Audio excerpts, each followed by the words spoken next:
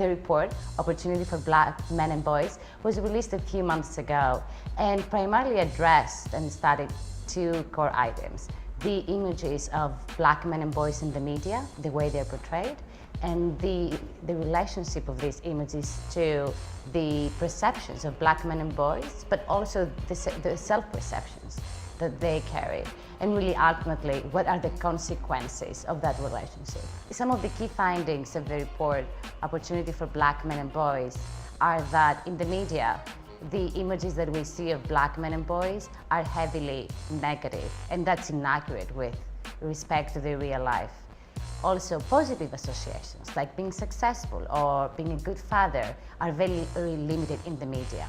The result of that is that, for example, there are exaggerated views of criminality among black men and boys, among people of different colors. We see a higher support than it should be for punitive approaches that have to do with problems relating black men and boys, as well as tolerance for discrimination, which is unfair.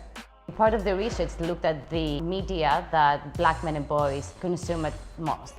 And we saw that black men and boys primarily consume magazines. There are 4 magazines that reach millions of black men and boys.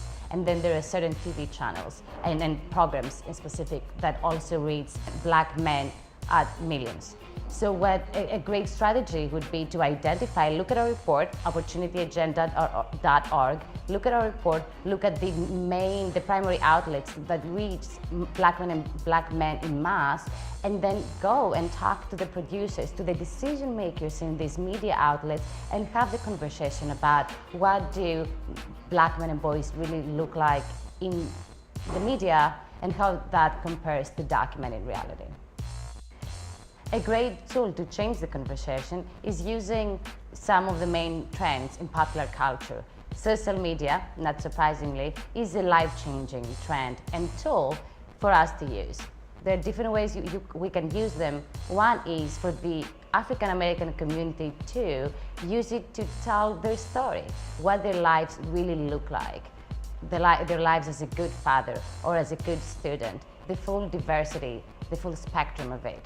And for others, for all of us who advocate on the issue, when we see something wrong, when we see a commercial that's insulting, that's inaccurate, or when we see a news report that's really inaccurate of reality, then use social media to advocate for it and mobilize other people to complain about it and recommend solutions.